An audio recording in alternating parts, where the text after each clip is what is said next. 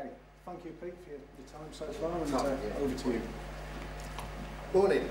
I'm going to give a presentation on hydropower first, and then a little bit more on wind and solar power as part of this module. If there are any specific questions, as Lee said, feel free to ask now, or I will be around pretty much all of the session, so you can always call me afterwards. Just a little bit first, the Alternative Technology Centre in Hebden Bridge is where I work. I run the Power from the Landscape project, which initially was looking at the heritage aspect of hydropower in the Upper Calder Valley. There are hundreds of, well, ranging from relatively small to medium-sized hydropower installations dating back centuries. And we at the ATC provide advice on all renewables, although I work specifically on hydropower. This is impartial advice on how to get a system installed, what the likely incomes and outputs are, feasibility studies, environmental impact studies, and all sorts of information like that. Just to touch briefly on the heritage, the old aspect of hydropower. As you can see, Doomsday Book, back in the late 11th century in England, there were 5,624 water-powered mills recorded. That number increased dramatically, so by 1850 in England, looking at 25 to 30,000 hydropowered mills. Now these were providing mechanical power, not electrical power. So your typical water wheel with gears, belts, pulleys, driving, certainly in the Calder Valley and in this region, driving mill looms and equipment, and the occasional corn mill as well. There are hundreds, thousands of water-powered mills all over the world, many still operating. You can see in France there in the early 1800s, over 75,000 in France. So it really was one of the major providers of power for early industry. This is the kind of typical old water wheel that you'd have on a low head, a small drop site in this area. There is a couple of basic types of water wheel. There's the undershot water wheel with the flow running under and just really the current of the flow turning the wheel. A breastshot water wheel with the water coming in around the height of the axle. And the most efficient type, an overshot water wheel. Sometimes these will backshot, so would rotate the other way, but that's the same amount of power was available from both. It's really just which way they would fit into the machinery. As you can see, with the old style ones, there were gears and axles driving machinery all over, and these could be really small mills from the size of a two-bed terraced house up to really significantly sized mills with enormous wheels. The typical system for an old mill site would be the river running down this way, and the owners would construct a weir which would allow them to regulate the flow via a sluice gate down a goit or mill race into a mill pond, and then from the mill pond into the water wheel back into the river. The mill ponds were really only providing a few hours worth of water. They were there just to control the water on a daily basis, so enough for the 8 or 10 hours of operation of the mill. Really, much bigger reservoirs were built at the tops on the moors that would control the water flow on a more seasonal basis. They weren't always so straightforward either. There were a lot of other more complicated systems. Again, this is a mill near Hebden Bridge with the water coming down the river here, coming off at that weir, but also there's other inputs that aren't shown on here that are now all buried, controlling 2 mill ponds down to a water wheel, and pretty much most of this infrastructure is still there, but is underneath houses, and it really could be reused. However, it's not always economically feasible to do that these days. And sometimes, like this example, which is again near Hebden Bridge, you can just, it's a bit dark, but you can see that tower there is this tower here. And this had 3 30-foot diameter wheels stacked on top of each other, each wheel having an input from different reservoirs and dams further up. So that provided an enormous amount of power to that particular mill. I'll come back to this, but this is the rough equation for the amount of power that you can get from hydropower. P being the power in watts, Q the flow in litres per second, H the head in metres, E is the factor used to account for system inefficiency, so obviously no system is going to be 100% efficient. As a general rule of thumb, 0.7, 70% efficient is about right for hydropower. And Y being the specific weight of water or gravity, they're all pretty much more or less the same. So for an example here, a 5-metre head with 200 litres a second would produce somewhere around 6.9 kilowatts output. And times by the number of hours in a year, if it was running at full power per year, you'd be looking at 60,000 kilowatt hours in a year. However, these systems typically don't run at full power all year because the flow in the rivers varies. 40% is a fairly average figure for hydropower for the annual capacity factor. But again, a system of that kind of size would be looking to produce 24,000 kilowatt hours a year. To give that a bit of context, the average house, depending on which production, which stats you believe, uses somewhere between 3,500 and 4,500 kilowatt hours a year. So a small system like that could produce enough for maybe as much as 5, 6 houses. Now, because the equation is head times flow, you could reverse those figures. You could have a 200-metre drop and just 5 litres a second, and theoretically get the same output. So it's important to make the distinction that with high head systems, you don't need anywhere near as much flow. There are a couple of basic types of hydropower turbine, reaction turbines, which are fully submerged in the water, and these are typically the propeller style turbines, and these are used in low head situations, and impulse turbines, which have a pressurized jet of water striking spoons or cups on a runner, which turns at high velocity, generally sinks directly to a generator. The common types of reaction turbines, a Francis turbine, I've got some pictures of these coming up so you can get an idea of what they look like, and propeller style turbines, Kaplan's, bowl, tubes. And the most common impulse turbines, Pelton and Turgo, which again use spoons, and a cross-flow turbine. Water wheels, overshot, reverse water wheels, and Archimedes screw turbines, or more accurately, reverse Archimedean screw turbines, are also used on low head situations. There's a whole range of new turbines that are not generally used in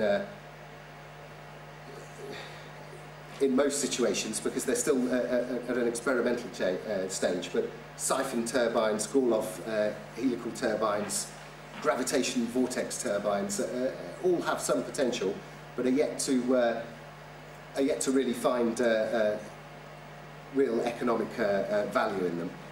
And then obviously there's the whole section of marine turbines, which I'm not covering in this, but wave, tidal, current, osmotic, and so on. Now, here's some images to give you an idea. This is a Francis turbine. Oh, wrong one. So the runners are here. So the water hits those and turns that. The water enters here into this kind of snail shell, which is then directed by guide vanes into this runner in the middle. And here's a cutaway section of that. So that's the tube that the water's coming in, and then through guide vanes here it enters that, which is the Francis turbine runner, which is connected to a generator on the top. You can see this is a Kaplan turbine, which is a propeller-style turbine, which has controllable guide vanes here, which will help the turbine maintain efficiency at varying levels of flow. This is an example of a Pelton turbine. Water, this is a two-jet one, so the water pipe splits. There's a pipe coming here, a pipe coming here. That goes into a spear valve, which again will control the flow of the turbine, and is directed onto these Pelton spoons, which are kind of like double cup spoons. A turbo turbine is a similar arrangement, but it uses a single cup of spoon, with the jet hitting those at an angle rather than straight on as this one does. Cross-flow turbine, which is kind of a hybrid because it works from medium to high head, is a semi-pressurised system. So water comes in the top and is then directed onto the guide vane runners here. You can see this particular cross-flow turbine has 3 sections. So when there's varying flows in the river, you can operate just 1 section or 2 sections or all 3 to maintain efficiency across a range of flows. And then a type that's becoming more common these days on low-head applications, the reverse Archimedean screw turbine. There's several examples of this, not too far from here in fact, one in Settle, one in Bainbridge, and at Esholt wastewater treatment works as well. Water flows down through the, turns the blades of this, which is coupled to a variable speed generator at the top. These work at high RPM. Typically they'll be working at somewhere around 1500 RPM, so they can be directly driving a generator. Again, cross flows will work at a fairly high, not that high RPM, and Archimedean screw turbines are really quite a low RPM, somewhere between 40 and 100 revolutions per minute, depending on the size and design. Sure. How to control this flow? There are various ways of controlling the flow. On the higher head systems, there's a spear valve, which is, there'll be a nozzle at the end with a spear that is wound in or out, allowing more or less flow through. And that will maintain the pressure as the flow changes. So for the higher head applications with variable flow spear valves, you'll need a pressure sensor in the system that will react to changes in the head effectively, which is changes in the flow of water coming into it. Similar type of system will apply to this, which will then control how many sections are working here. And in these, generally speaking, it's a large sluice gate. So at the top of the weir, there will be a sluice gate that's automatically controlled, going up or down according to the flow, which will allow it through here. So from the really quite basic, I mean, some of them even have manual, and they wind up and down according to how much water's in the river controls. Each type of turbine has its own operating range. So they do have some crossovers, but as you can see from here, we've got flow across the bottom in cubic metres per second, so 0.2 being 200 litres a second, 2,000 litres a second, up to 50,000 litres a second and higher. So the Archimedes screw turbines, the green section, will work on heads of somewhere from 1 metre, potentially up to 10 metres of head vertical drop. The cross-flow turbines have a pretty wide operating range, so they can work right up to 200 metres of head from around 2, and from flows of, well actually you can get smaller cross-flows that will work at less flow than that, but from 50 litres a second up really, right up to, you know, bordering on 10,000 litres a second, so depending on the size of the machine. Kaplan turbines and Francis turbines have a similar kind of range. Kaplans have the benefit of controllable guide vanes. You can get double regulated Kaplans, which will help them cope with lower flows, which is why they can operate right down to very, very low flows, whereas the Francis turbine has a less flexible ideal operation range. And then right up at the top you've got turbo turbines and Peltons in that purple shaded area up there. So 50 metres and up. Although, again, when you get down to a very small scale, they'll work really from 20 metres up. The efficiency of turbines over a range of flows. Now, if you're looking at micro hydro, less than 100 kilowatts, then it's typically going to be in a river, which will obviously change in level according to how much water there's, how much rain there's been. So again, as well as matching up to which is going to be the ideal turbine for your particular head and flow situation, you've also got to think about how often the flow is going to be changing. The propeller style turbines have a very steep drop-off in efficiency. So at design flow, so one being the actual design flow for this turbine, then you're looking at a pretty good efficiency, almost 80%. But then once you get down to half of design flow, they're only 30% efficient. The cross-flow turbine has a very flat efficiency curve because they can come in the sections, and so you can turn the sections on and off according to how much flow. So if you've got very varying flow rates, then that's obviously a good choice if it suits the head and flow. The Pelton turbines, again, have a pretty good efficiency curve because with the variable spear valves you can control the flow pretty accurately and maintain the pressure.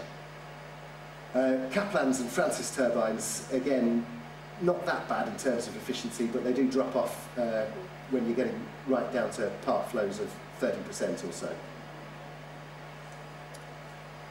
The size and scale of hydropower, well, it's enormous.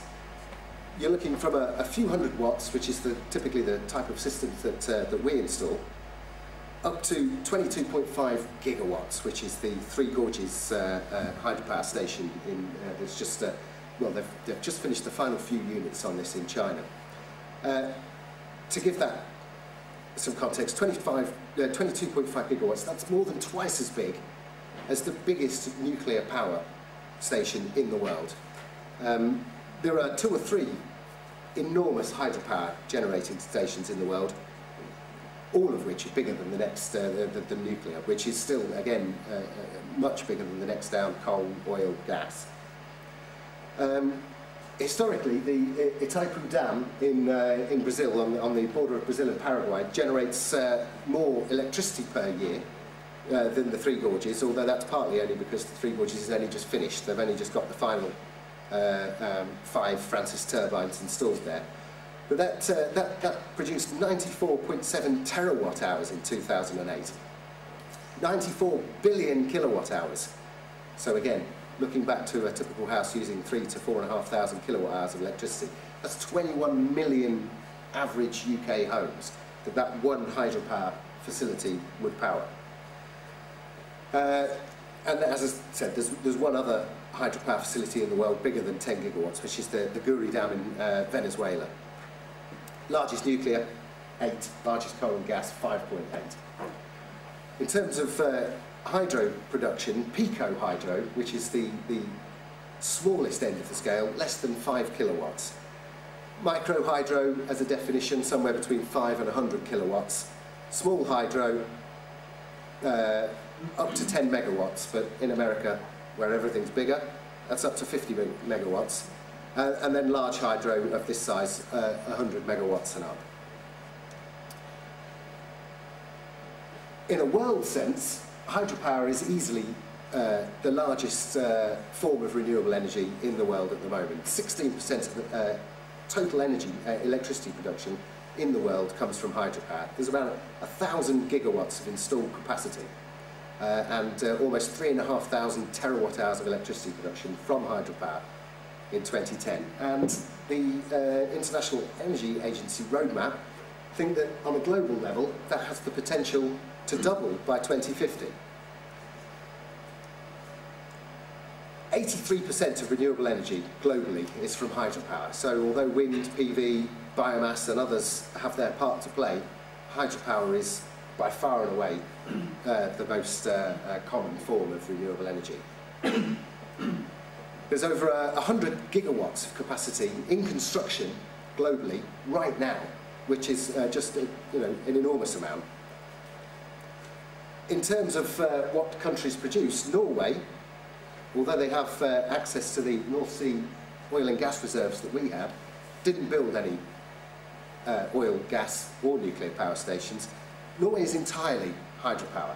They produce more electricity from hydropower every year, 125% last year. The excess they sell on to Sweden, Denmark and other Scandinavian countries. So it is perfectly possible for a country to be powered entirely by hydropower. In fact, Facebook, Google, all of these companies these days are moving their data centres, which are enormous consumers of energy, to Iceland for geothermal, to Sweden, to Norway for hydropower, just because it's a lot cheaper and they can meet all of their renewable targets. In the UK, hydropower supplies 1.8% of our electricity, so we're quite a way behind, although we don't necessarily have the right geography to produce more than that. China, 22%, which is the largest single country in terms of hydropower in the world. And a few other countries rely very heavily on hydropower. There is a project, the Grand Inga Dam in the Democratic Republic of Congo, which has a plan for a 39,000 megawatt, 39 gigawatt hydropower project, which would be building dams here, here, here, here and here, in stages, one at a time. But if that comes off, that will supply almost 100% of Africa's current electrical demand, which is quite a lot. However, to do that, you're going to have to flood quite a lot of land as well. And when you're getting into the sense of really big hydropower like that, the Three Gorges one, 1.3 million people were forcibly moved. So it's not always a popular choice either. This is the typical view of a hydropower one. This is the Contra Dam in Switzerland, which is the one the James Bond stuntman jumped off at the beginning of that James Bond film. I forget which one now, but Pierce Brosnan was the guy that was supposed to do it. That's the one. That's a view of the Three Gorges in China, which, as I say, has just had the final generating units installed this year. So they're looking to produce around 100 terawatt hours of electricity a year from this now. And the Guri Dam, the other really, really large one that I mentioned in Venezuela, it's not very clear here, is it? But the dam's just there, and this is the flooding area, and that is the river as it would look if they hadn't have built the dam. But again, that's 10 gigawatts of hydropower installed there. The little one next to it, the Power Spell, that's the system that we're installing half a dozen of in and around Hebden Bridge. That produces up to 1 kilowatt if you've got around a 70-metre head, and uses about 3 to 8 litres a second, depending on the head. So that's the house equivalent, you know, the domestic-sized equivalent of hydropower. And a quick word on pumped storage while we're at it as well. The examples we've been looking at there are run-of-river ones.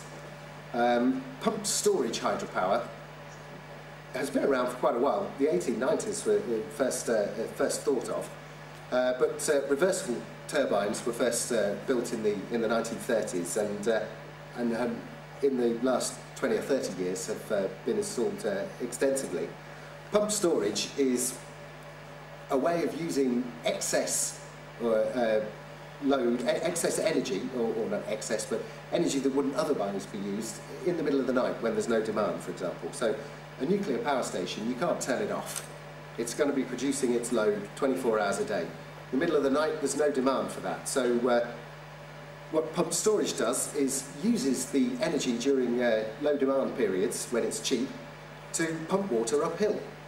And then at peak demand, they can get these units spinning to full power in a really short period. So Dinorwig, which is in North Wales, a 1,800 megawatt capacity, 6 turbines of 300 megawatts each.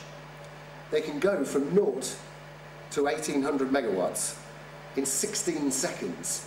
So this is the kind of situation when half-time at the World Cup final or the Coronation Street Christmas special, when everyone rushes to put the kettle on. They have Dinorwig spinning in compressed air, ready to roll, and as soon as they know that demand is coming, they let the water down, and that's an extra 1800 megawatts of capacity straight into the grid. However, pump storage is only used for a few hours a day. If you had Dinorwig running at full capacity, you'd run out of water in 6 hours. So it's only there to meet those peak loads and to use that energy in the middle of the night when no one else is using it. Ben Cruachan in Scotland was the first pump storage system in the UK, 1965. And then there's Foyers and Festiniog, and Scottish and Southern Electricity has plans for, well, they've submitted plans for another gigawatt or so of pump storage in Scotland. Although there's some objections to that because it uses more energy than it supplies, but that's kind of the point, really. And this would work very well in the case of balancing grid out when you've got a lot of wind, because again you might be producing a lot of power from wind turbines when it's not needed. And essentially pump storage is a giant battery that will keep the grid up and running, providing peak demand and using the demand at times of using the electricity at times of low demand.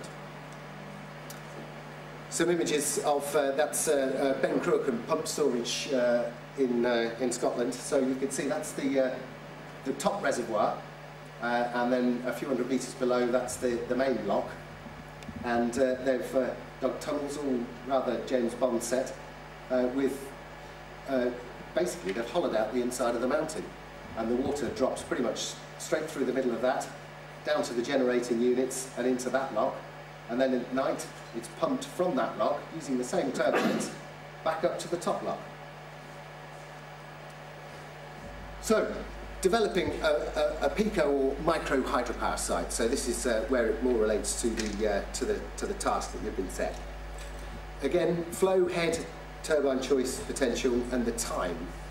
The time for these, the time it takes to install a hydropower system is typically it's a couple of years, partly because of that regulatory process of planning applications, Environment Agency, and the distribution network operator, the grid, who supplies that service in the area. The first thing to do is to find out what kind of flow you've got over a year. This is an example of, there's a computer software called Low Flows, which will provide you with an estimate. It's basically a database of geology and rainfall. And this will provide you an estimate of the flow. So the area in red is the catchment area of this particular river system or stream. So if you're planning to abstract the water from here, you can map the catchment area above that, put it into low flows, and it will give you a flow duration curve. And this is a typical example of a flow duration curve. So across the bottom, we've got the percentage of time that a flow is exceeded, and up the side we've got the actual flow stats. So for 95% of the time there's around 250 litres a second, or 250 litres a second minimum. For 10% of the time there's almost 1200 litres a second, and for 5% of the time there's over 800 litres a second. So this is a typical flow duration curve of a flashy river, which is the kind of river you'd get in this area. Now, you can't use all of that flow for hydropower. The Environment Agency will allow you to use a certain amount. Typically, they'll allow you to use the Q95, so the flow that's exceeded for 95% of the time must always be left in the river. And they'll generally allow you to use up to Q mean, or the mean flow. So the design flow of the turbine is going to be the difference between that point and that point, which means it's going to be operating at full power for around 25% of the year, and then operating at part power for another, what, 45% of the year, and for a certain amount of the year, it's not going to be running at all. This is why the efficiency stats of the turbines are so important, because you're not operating at full power for, relatively speaking, much of the year. You're operating at part power because you're only using part of the flow. Next question, what's the head at the site? Again, you can, if it's a big site, you could potentially use OS maps and look at those, or you can get out with a theodolite and measure the drop over a site, or again, perhaps an altimeter if you're looking at a high head site. But for anything of less than 20 metres, really, you need to be in there measuring it that way. Then it's back to the turbine choice chart, which one is going to be right for your particular site. And this is an example of the processes, the stages involved in developing a micro hydro site. So months across the bottom, a feasibility study, an initial discussion, can you connect that much to the grid where you want to, applying for the licenses, outline design, full license applications, full grid connection application, planning consents, ordering the turbine, doing the detailed design, and then the civil works and construction. So typically it's going to be 2 years from knowing that you've got a feasible site to having that up and running. So it's not a quick process, much longer than installing wind turbines, for example. The costs and income, well, hydropower, very specific site costs, so it's difficult to give an average kind of cost. These are the costs from the estimated costs from an installer. A 5 kilowatt system, £100,000. Well, essentially that's a vanity project, isn't it? Because you're not ever going to earn that much money from a 5 kilowatt system. However, 10 times larger in terms of output is only 2 or 3 times more expensive. These are really the maximum cost. You could theoretically do it quite a bit cheaper, but that's the kind of size. When you get up to 250 kilowatts, well, again, that's £1 million to develop a 250 kilowatt scheme, which is a lot of money. However, the potential income from feed-in tariffs is again quite good for hydropower. They've been changed a lot. You've probably seen for solar PV, the rates have been, well, more than halved.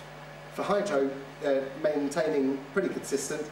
For a system of 50 kilowatts or less, you'll get paid 21 pence per kilowatt hour of energy you produce. And that's even if you consume all of that energy. That's the generation tariff. So again, if you're looking at a typical micro hydro scheme, a 10 kilowatt system with a 40% annual capacity factor, 10 kilowatt system would produce around 35,000 kilowatt hours a year. 35,000 kilowatts at 21 pence per kilowatt, you know, it's not too bad a scheme there. It's £7,000 a year in income, and the feed-in tariffs are for 20 years. So that's potentially £140,000 a year over the lifetime of the feed-in tariffs. The hydro system itself would work for, if well maintained, a lot longer than the 20 years of the feed-in tariff. This is the regulatory process. This is one of the complications with hydropower. It's extremely regulated. This is the Environment Agency permit application process. This is the hoops you have to jump through to get a hydropower scheme up and running. Submit various forms on a pre-application. They will assess that and find out what further information you need to provide. You then need to have environmental impact studies, habitat surveys, protected species surveys, negotiate on the amount of water that you're allowed to use. It's a complicated process. And then you submit a whole load more documents, and if all goes to plan, 4 or 5 months later, you'll get your permits through to use that. So it's not a quick process developing hydropower. The same rules apply whether you're developing a 5 kilowatt scheme or a 5 megawatt scheme. There's no differentiation according to the size for the regulatory process. This is the grid connection flowchart for working out whether you can connect your system to the grid. Again, hydropower tends to be in out-of-the-way locations, so whether the grid can accept the amount of electricity that you're producing will be up to the strength of the grid in that area. You might find that you have to strengthen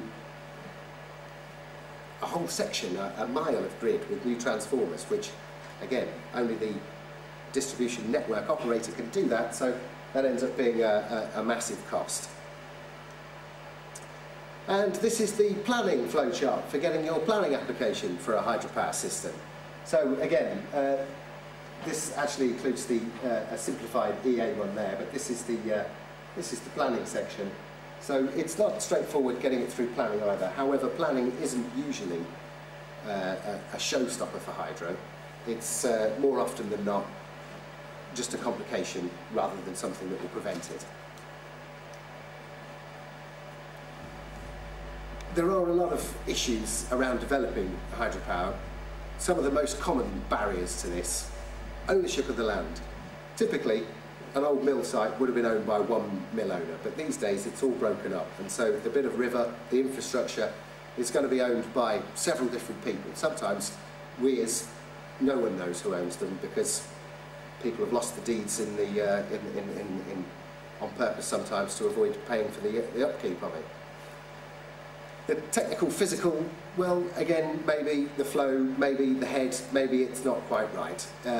Again, this is the importance of the feasibility study, but half of all potential hydropower sites probably drop out at that stage because it just doesn't stack up. The planning and environmental consents are onerous, to say the least, as is the grid connection. And then it comes to the economic viability. It's all very well developing a hydropower scheme, but if you're only going to make £20,000 in total from a scheme that costs £25,000, why would anyone do that? And in community schemes, there's quite a few community schemes springing up these days, but one of the difficulties there is because of the upfront cost of hydropower, for a community organisation to form a legal vehicle that can actually access funding without having any assets is a pretty typical barrier to that to community schemes. Going to look at a couple of case studies now. Gibson Mill, I don't know if you know this, that's just near Hebden Bridge. This is again an old cotton spinning mill that would have originally had a water wheel in there. This is the mill pond in front. It now has 2 hydropower turbines in there. In the 20s, a Gilks Francis turbine, which is in there. That's the axle coming out, and that's the belt drive to the generator over there. A Francis turbine was installed in the 1920s to supply electricity to the mill owner's house at the top of the valley. So it didn't, by this time the mill wasn't even a mill anymore. They just used the infrastructure to supply electricity to the house. Now, because that uses almost 400 litres a second, it doesn't run for very much of the year because there isn't that much water in there. However, this is a National Trust property, and they wanted to have the reconditioned old turbine done in there. But to make it sensible, they also fitted a smaller, modern cross-flow turbine. Water comes in here, drops through the turbine blades down to the bottom there, and that's the belt coupling to the generator here. Now that uses much less flow, that's 30 to 50 litres, same head obviously, almost 5 litres head, and produces 1.5 kilowatts. Interesting in that Gibson Mill is completely off-grid. So all of this feeds into a battery bank, and these are big 50-volt batteries, and there's several square metres of these that provides all the power to the cafe, the house, everything down at Gibson Mill. There is a small amount of PV on the roof there, but this provides all the electrical power for the whole mill and cottages. One of the problems with this, which is again to do with flow, most of the water running down this particular river is compensation flow. There's large reservoirs at the top that Yorkshire Water own for supplying drinking water. And they used to have to maintain a flow of 250 litres a second released from the reservoirs down the river. However, they changed that to half, 125 litres a second for 9 months of the year, and put it up to 450 litres a second for 3 months a year, which is the fish spawning season, to mimic natural flows a bit more. So just after they'd had their turbine using 400 litres a second put in, the flow was dropped by half, which did cause a few issues, which is partly why they had the smaller second turbine fitted. This is another old mill site. This is just over in the Peak District National Park. Before and after photos. That's the before photo. You can see the weir just on the edge of the photo there. And this is the after photo. Again, weir on the edge there, but this building here is the new turbine house. So, as it was, here's the weir with the water flowing down the river. They had to dig a trench, install a pipe through to the turbine house, which then puts the water back in the tail race, meeting the river just up there. This is, again, fairly low head, 4 metre head, 1,000 litres a second, and the max output around 30 kilowatts. That'll produce around 130,000 kilowatt hours a year, and total project cost for that 175,000. But it'll earn £18,000 a year in income. So again, those feed-in tariffs are for 20 years. So it's going to provide a decent investment over 20 years, and obviously the turbine will carry on producing electricity after that. Here's a couple of shots. This is the pipe going in. The weir's just up here. Pipe comes down into the turbine house, and that's a cross-flow turbine that will take 1,000 litres a second. A tonne of water a second can fall through that. Comes in here at the pipe, hits the guide vanes, falls out at the bottom. And there's the turbine in operation with the generator just on the side of it. So that's the typical kind of installation for an old mill site using a modern turbine. There is also the possibility of still using water wheels, which can be efficient. This is a Zuppinger water wheel. It's again not very bright, I don't know how well you can see that, but it's wooden paddles. This is a German-made water wheel in an old mill site. This is a head of 2 metres, and again a flow of a cubic, 1,000 litres a second. This is an output of around 12 kilowatts, produces about 70 megawatt hours, 70,000 kilowatt hours a year. Generators just here on the side. Again, it's just a belt drive down to the generator on the side. This is another old mill site just down the road from here, Burley and Wharfdale. This is on the River Wharfe. The wharf follows a curve round. The old mill is just here, and the old goit runs down here. The new installation is just here, so it doesn't use the full old infrastructure, but it does use that part of it. This is a fair old size. This one, it's used to 10 cubics, 10,000 litres a second, and it's a Kaplan turbine with 4.5 metres of head. So this is a fair old size. That's the turbine being dropped into the powerhouse, and that's it. These are the blades where the water runs through, and this is a cross section. So water in here hits the blades, turns the generator, and the water falls out of the bottom and back to the river. That's around 330 kilowatts. So not exactly industrial, but certainly bigger than most schemes, bigger than a domestic scheme anyway. Holton Gill, an example of a high head system. This is in North Yorks. This is a fairly recent example, installed a year or so ago. This uses a turbo generator, which is a high-head system with a 1500 RPM directly coupled generator. This has a 79 metre head, so 79 metres of vertical drop and 80 litres a second, so not a vast amount of water, and the output for that is 44 kilowatts. It did need 500 metres of pipe to get that 80 metres of head down. The pipe starts up here, works its way down the valley, and the turbine house is here. Water joins the river back at the, that's the river flowing across there. So you can see that's the intake there, pipe runs down to the turbine house, and then the water rejoins the river there. This is installing the intake, a Coanda screen in the stream. You can see it's not much of a stream really. When you're talking high head, you don't need that much water. And the pipe, again, is just MDPE black pipe running down the side of the stream to the turbine house.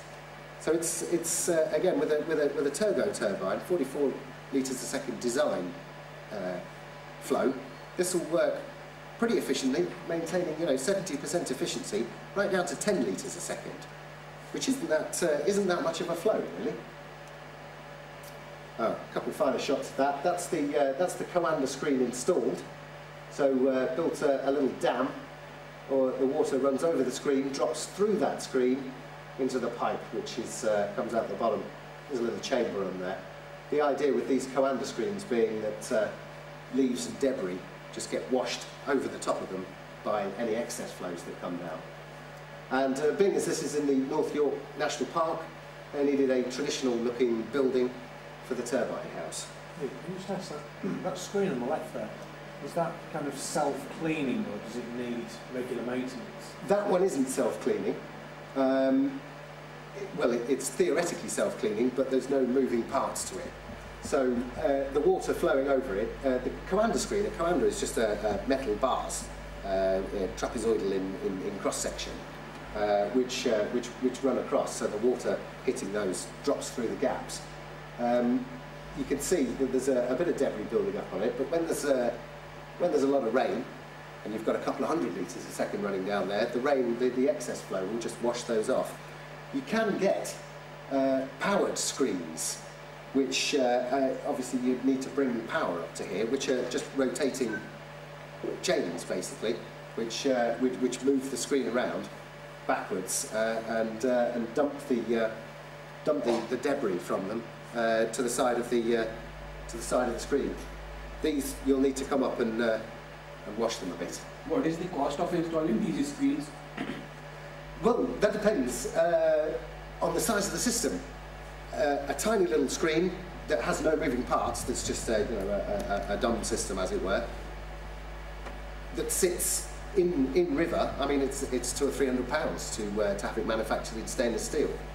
A screen like this, with a little wall and so on, a couple of £1,000. Mechanical screen, a self-cleaning screen, they start at about 5,000 just for the screen, and then you've got to put the power going up to it and build in a structure. Again, with the screens, it's one of the most common bits that go wrong with hydropower systems. This time of year, all the leaves fall in and the screens get clogged up. So this time of year, lots of hydropower owners are out raking the screens off to get rid of that. This is Settle. Again, just not that far from here, just up the road. This is a community scheme that installed a reverse Archimedean screw turbine. So here's the main river, and there's a weir just here that you can't see, so the water runs down that way.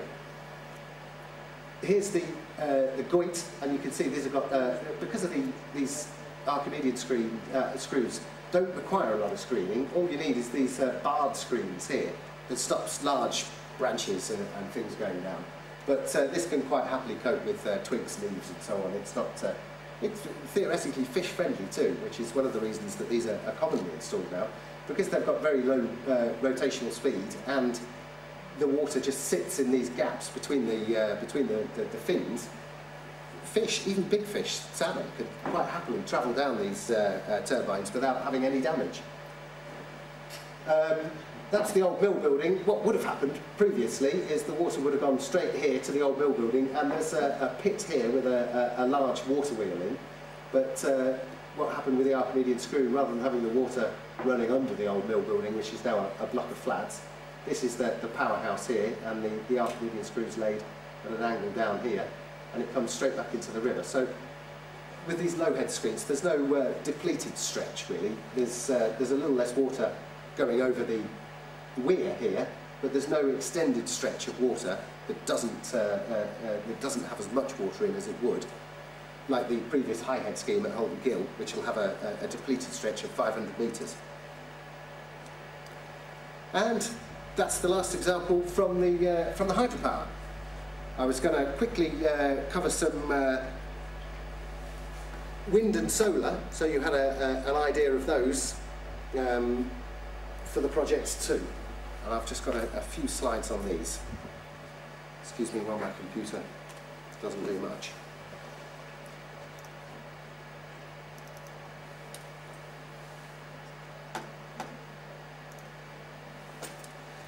Okay, so the other renewable technologies that would apply in Hebden Bridge, wind and solar, though how much solar PV is useful in Hebden Bridge is debatable.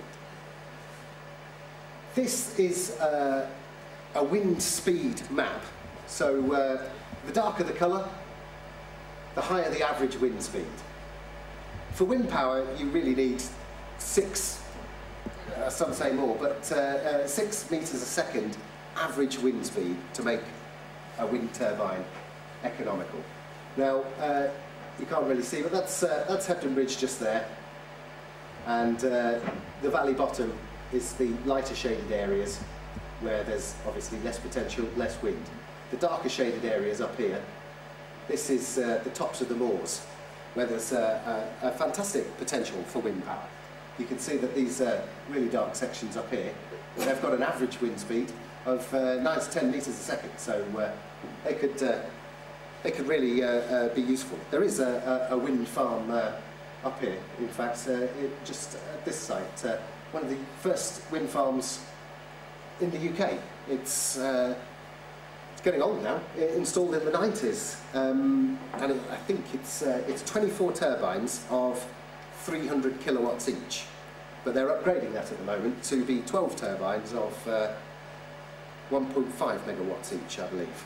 So fewer turbines and greater output.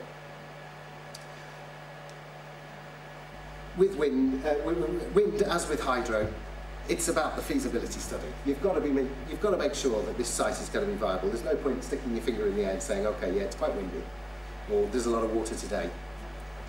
You really need to have some studies done. Ideally, a little wind measurer would be installed on a pole at the site for, well, ideally a year, as long as possible, really. And the output from that will be a wind rose, which will show the prevailing direction of the wind and the average or the speeds maintained. So this shows that the wind obviously blowing in this direction mostly, and quite strong for some of the year. Now the thing about wind is you've got to have it on a windy site, because the potential energy of a wind turbine is proportional to the cube of the wind speed. So as this example states, a turbine on a site with an average wind speed of 16 miles an hour would produce 50% more electricity than at a turbine, the same turbine with an average wind speed of 14 miles an hour. So it is absolutely about making sure that you've got the best site possible for that. Cutaway section there. Now the swept area of the blades is again important, because as with the output being proportional to the cube of the wind speed, if we flick through to this slide, the theoretical power production of a 4-metre rotor diameter is going to be somewhere around, what, 6.3, 9.8, so 7 or 8 kilowatts. But if you double that to 8 metres, the output jumps up to 30 kilowatts. So the swept area of the blades is obviously a rotor diameter of 2 metres, and the swept area is, you know, only around 2 metres squared. But a rotor diameter of 4 metres, and the swept area is massively increased. So the bigger the better, basically. You'll get more energy produced by having one large turbine than 4 small ones. So again, go as big as you can. The height of the turbine will obviously also influence the potential, mostly by influencing the wind speed, because there's the roughness index. The higher you are, the less turbulence there is created by features, trees, houses, whatever on the ground. So the higher the pole and the bigger the swept area, the more efficient wind power is going to be. You can see a little domestic-sized turbine with a 2-metre diameter here on anywhere between 30 and 80 feet tower, really. You're looking at, what, 1.8 kilowatts. But a 20-metre turbine on an 80-foot tower, that's 100 kilowatts. So definitely go as big as you can. Again, as with turbines, hydro turbines, the type of the manufacturer, basically, of the wind turbine will depend upon your site. So this is the power curve for a bunch of 6.5 kilowatt turbines. So some will work more efficiently than others, depending on the site. So this turbine here, for example, really only produces a good output on really windy sites, whereas this turbine, the red line indicates, will have a much better output at a low wind speed, but won't produce anything like the power at high wind speeds. So you have to match the turbine again to the site and the wind speed and direction. Wind is again a long process to get a wind turbine up and running. You're looking at 24 months again, as with hydro. Very similar process, really, without the EA being involved. But you still need planning permission. You still need the distribution, the grid, to be able to accept the connection.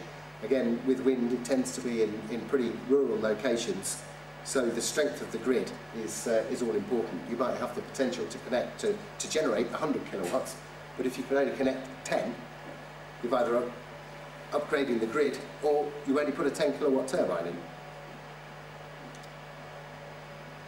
In terms of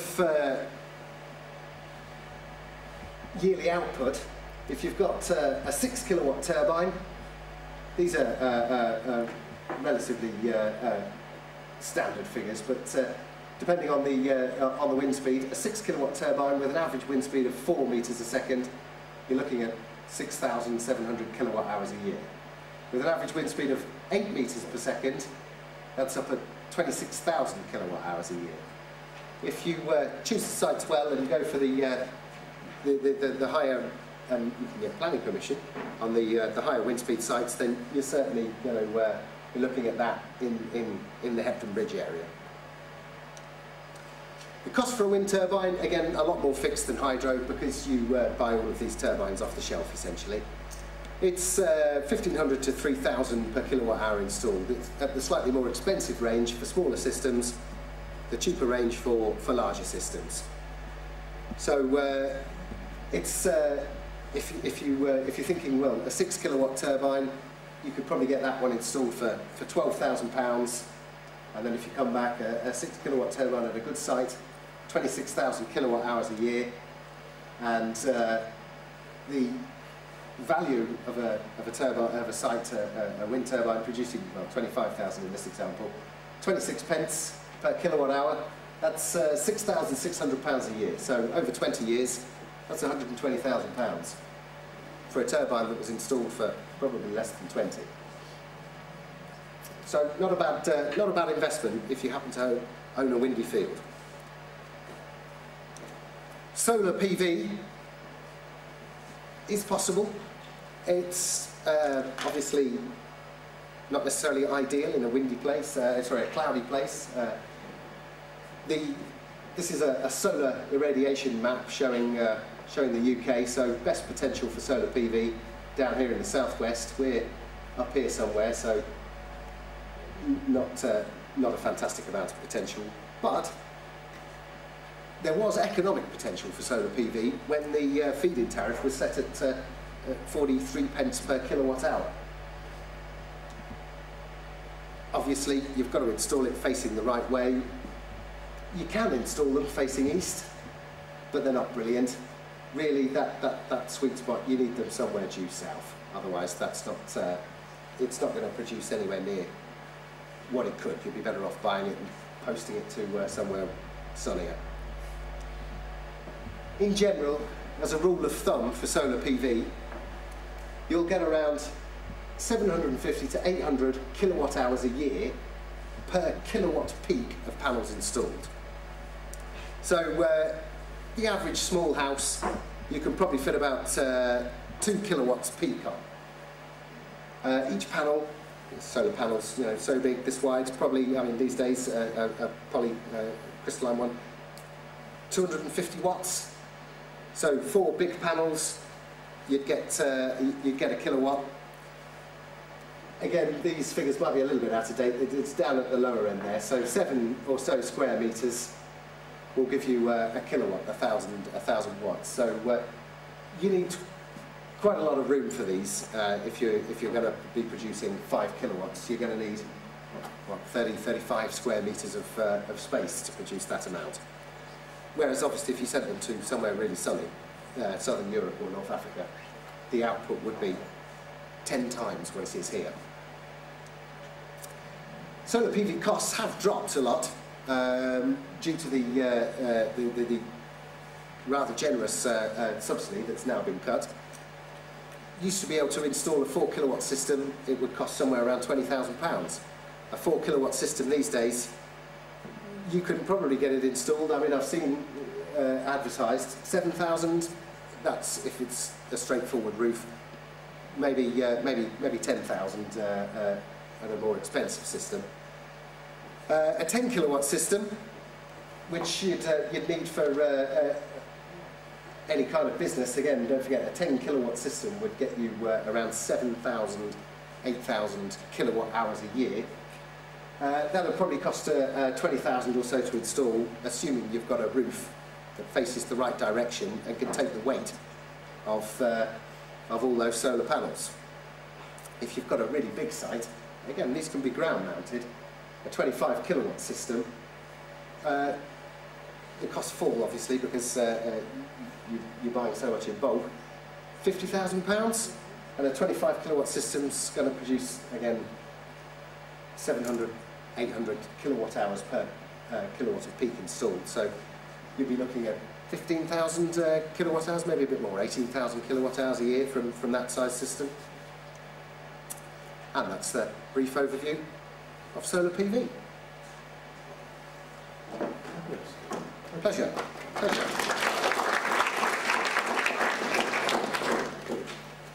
I've got a question that might be relevant to some of the coursework aspects regarding the storage of the power from these systems. So you mentioned the batteries down at Gibson Mill. Yeah. Well, can you make a few comments about these things, if they're running, what do you do with the energy? Particularly if you're looking to charge a device or some kind of system at discrete points in time. Different for the different systems. PV is fairly straightforward. Or for all 3 technologies, ideally they would be grid connected. Because if you're connecting it to the grid, then when you're not using it, you're feeding it into the grid and someone somewhere can be using it. If you don't have the facility to connect to the grid, then yes, you can have a battery system. For PV, it's fairly straightforward. PV panels running down to a charge regulator that will make sure that you don't overcharge the batteries. And PV you could just turn off. So when you don't need it, when the batteries are full, you just turn it off and it doesn't produce any electricity. So that's pretty straightforward. Wind and hydro, working on pretty much the same principle, you can't do that. If you take the load off a wind or a hydro, then they'll just speed up until they well, blow up, most likely. So you've always got to have a load on wind and hydro. If you've got a battery system, and it's quite feasible to have them off-grid charging a battery system, Gibson Mill is an example, you need a diversion load, a dump load connected to that, which typically is an air resistance heater, you know, an electric bar fire in essence, that's rated to the size of the maximum production. So then, again, you would have a charge controller. If the batteries are full, it will divert all load to the dump load, and you'll just be, you know, heating the air in essence. Batteries, I'm not an expert on batteries, but I certainly know the ones at Gibson Mill are big and expensive. I think they're 50 volt, and I'm not sure, I think they're deep, gel deep cycled batteries, and there's a lot of them, and they're expensive, and you can damage them really easily by overcharging them or draining them too far. Don't ever really want to drain them more than 50%, I understand there, so there is quite a lot of electronics involved in making sure that the batteries are maintained at a certain amount of charge for all of the time. But ideally, you'd grid connect any system, because that will allow you to produce as much as you want whenever you want. And also, if you're charging something that is rated higher than your production, you can just use the averages over a year. So say you want to, I mean, even a kettle, for example, you've got a 1 kilowatt system, a kettle's 2 kilowatts, you put the kettle on, you're already using twice as much as you're producing.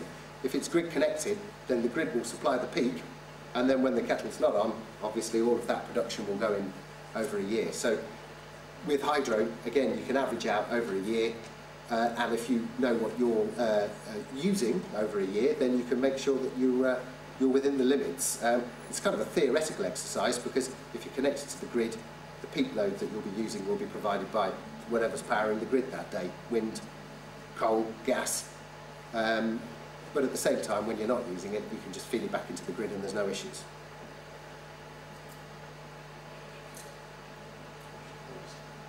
Hi. You mentioned that there are quite a lot of government subsidies or support schemes for photovoltaic and for wind. You did mention so many for hydro. Is it becoming easier for communities to build these projects? Yeah, well, not necessarily communities. It is becoming easier because there are a few people that have done it now. There is the same mechanism of subsidy for all of them, which is the feed-in tariff. There used to be, prior to the feed-in tariff being introduced a couple of years back, there was grants that you could apply for. So there's pretty much no grants anymore. There are, in exceptional circumstances, the occasional grant, but there are EU rules on grant aid, and you can't borrow more than €200,000. Otherwise it's deemed state aid, and you then don't get the feed-in tariffs because you're getting 2 lots of subsidy effectively. But the feed-in tariff is the main subsidy for all renewable energies now, certainly at a micro level. And the difficulty with hydro is, as you saw, it's so much more expensive and takes such a long time to get permissions that it really can scupper a lot of projects, because people just think, oh, well, it's too difficult. The new feed-in tariff rules mean that you can actually fix, because they keep changing the feed-in tariff rate, the government, or DEC being they, for the technologies putting them up and down, so you never quite know what you're going to get, because it takes 2 years to get a scheme up and running, by which time the feed-in tariff might, well, unlikely to have gone up, but might well have gone down. But they've introduced a new scheme now where you could fix the feed-in tariff, and you make an initial application once you've got the planning permissions. Certainly this isn't the case for hydro. And you fix the feed-in tariff at that point. So even if they change the rate in the next 2 years, before your scheme is up and running, you know what feed-in tariff rate you'll be getting, because it was fixed at that application point.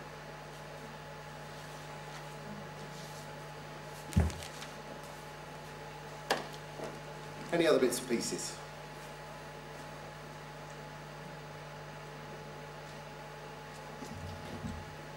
Okay, well, I think that draws the session to a close with Pete, and just want to thank you again, Pete, for taking the time to come and speak to us and about something that's the future, I think. Hopefully. A big part of it anyway, and giving up your time, so thank you. Pleasure.